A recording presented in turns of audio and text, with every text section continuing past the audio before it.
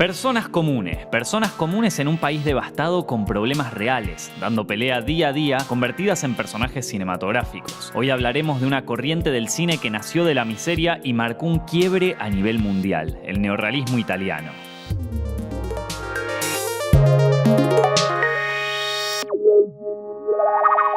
Para entender el neorrealismo italiano es necesario que conozcamos un poco de la historia del cine de ese país. Poco después de la aparición del cinematógrafo en Francia y del kinetoscopio en los Estados Unidos, el cine pronto llegó a Italia, que no tardó en desarrollar una cinematografía propia gracias a estudios como S.A. Cines, Ambrosio e Italia Film. Durante la primera década del siglo XX ya contaba con un subgénero que volvió propio, el peplum, las películas ambientadas en la antigua Roma, protagonizadas por gladiadores y personajes de mitologías antiguas. En 1908 apareció Los últimos días de Pompeya y para 1912 se estrenó la que es considerada la primera superproducción de la historia del cine, Quo Vadis de Enrico Guasoni. El éxito con el público ávido de aventuras estaba garantizado. Pero el cine italiano, como Italia misma, sufrió su primer golpe con la Primera Guerra Mundial. En un comienzo la nación permaneció neutral, pero pronto se unió al conflicto, donde peleó contra el ejército austríaco. Esto no evitó una depresión económica con consecuencias que afectaron a todos los aspectos de la sociedad. Por la bancarrota dejaron de filmarse superproducciones y las pantallas, como las de los cines de toda Europa, fueron hegemonizadas por las películas estadounidenses. Los años de posguerra fueron aún más difíciles en Italia.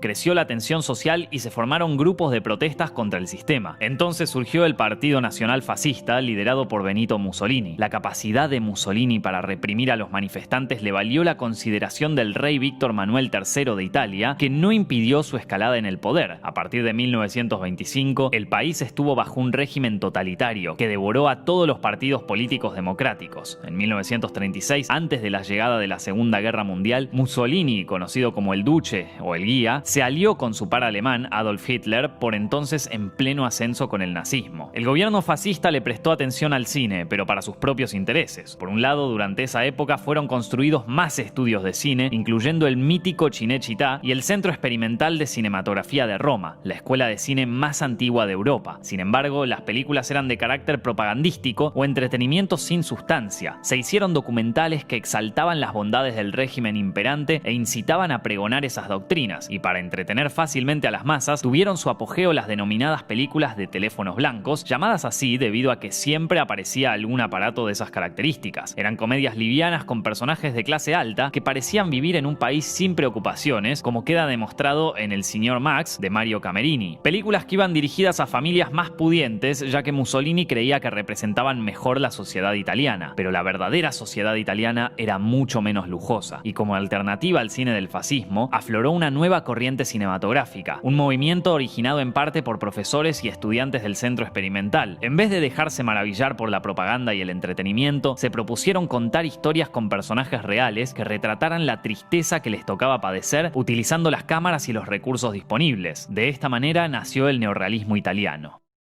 Las películas del neorrealismo, tal como lo insinúa su nombre, tratan de mostrar a través de una narrativa clásica cómo era la sociedad italiana de la vida real en aquella época. Por eso muchas películas neorrealistas no solo se valoran por su carácter narrativo desgarrador, sino también por su valor histórico. Estas fueron de las primeras películas en la historia que fueron filmadas afuera de los sets, con pocos elementos técnicos y en muchos casos con elementos narrativos casi documentales. No obstante, el neorrealismo también cuenta con antecedentes. Una de las principales fuentes de inspiración para este movimiento cinematográfico fue el cine soviético, encabezado por cineastas como Sergei Eisenstein, Dziga Vertov y Vsevolod Pudovkin. Films como El acorazado Potemkin de Eisenstein y El fin de San Petersburgo de Pudovkin se caracterizaban por mostrar multitudes de la clase obrera y resaltar los problemas sociales. Otra fuente que nutrió al neorrealismo vino del lado del documentalista Robert Flaherty. Sus trabajos, empezando por Nanook, El Esquimal y Man of Aran, coqueteaban con la ficción, pero sin olvidar que estaban registrando personas de la vida real en sus propios ambientes. Otra influencia fue el cine de Jean Renoir, en particular su largometraje Tony, un drama romántico que transcurre en escenarios naturales con mayoría de actores no profesionales. El primer director en impulsar el neorrealismo italiano fue Luchino Visconti. Descendiente de una familia aristocrática, Visconti renegaba de su condición acomodada y del fascismo. Se involucró en el cine cuando en 1935 se mudó a París y trabajó como asistente de Renoir. Allí se familiarizó con un cine sobre gente de verdad con problemas de verdad. Luego de ese aprendizaje, volvió volvió a Italia y financió su ópera prima estrenada en 1943, Ossessione. En Ossessione, Visconti se basó libremente en la novela negra El cartero llama dos veces de James L. Cain sobre un triángulo amoroso y un crimen, un libro que ya había sido adaptado por Hollywood con Lana Turner en el elenco, pero la gracia del enfoque de Visconti está en que muestra lugares y personas de Italia que no se veían en las películas de teléfono blanco, habitaciones de prostitutas, viejas estaciones de trenes. Estos detalles generaron controversia en el fascismo. Como resultado, la película fue considerada anti-italiana y fue víctima de la censura por parte de miembros del gobierno. El escándalo fue tal que hasta el mismísimo Mussolini pidió verla y, pese a sus reservas, autorizó su circulación. Así, Visconti siguió explorando la beta neorrealista en más películas notables. La Terra Trema es acerca de un pescador siciliano tratando de independizarse. Por su lado, Bellissima presenta una madre luchando para que su hija triunfe como estrella y tenga una vida mejor. Luego, Visconti se decantó por film con más recursos y grandes elencos, como El Gattopardo y Muerte en Venecia, pero su importancia para el cine neorrealista no deja de ser intocable. Quizás su obra neorrealista más importante se dio algunos años después, en 1960, cuando estrenó una de mis películas favoritas de esta corriente, Rocco y sus hermanos. Con este y sus otros films, Visconti inspiró a varios directores, especialmente a Martin Scorsese, a Quentin Tarantino y a Sylvester Stallone. Uno de los nombres decisivos del neorrealismo es sin lugar a dudas Roberto Rossellini. Nativo de Roma, este chico estuvo familiarizado con el cine ya que su padre hizo construir la primera sala de la ciudad. Más tarde trabajó en diversas áreas de la producción cinematográfica. Comenzó a dirigir películas financiadas por el fascismo como La nave bianca, Un piloto retorna, producida por el mismo Mussolini, y L'uomo della Croce. Pero incluso en aquellos encargos podía advertirse un modo de filmar propio de los documentales. Recién en 1945, en el año de la muerte del Duce, Rossellini presentó su primer film neorrealista, Roma, ciudad abierta. Aquí el director muestra los últimos días de la ocupación alemana en la capital de Italia desde el punto de vista de un militante, un sacerdote y una ciudadana. Por su condición de film independiente, el uso de actores desconocidos, incluso no actores, y la crudeza de las escenas, Roma, ciudad abierta es considerada la punta de lanza del neorrealismo. Y Rossellini siguió explorando el mismo territorio un año después en el drama bélico Paisà. Aquí cuenta 6 historias vinculadas por el avance de un grupo de soldados aliados en tierras italianas. Para potenciar la sensación de verdad, el director contrató a militares estadounidenses. Rossellini continuó desgranando las heridas de posguerra en Alemania Año Cero, que filmó en Berlín con no actores de la ciudad. Esta película vendría a cerrar su famosa trilogía de la guerra. Rossellini nunca ocultó su preferencia a dirigir personas sin formación dramática. Es más, reescribía el guión según la vida de las personas que seleccionaba, todo en función de que los sentimientos en pantalla fueran reales. No por nada, en una entrevista supo decir que debemos tratar de reencontrar en la historia, al hombre y al hombre más humilde.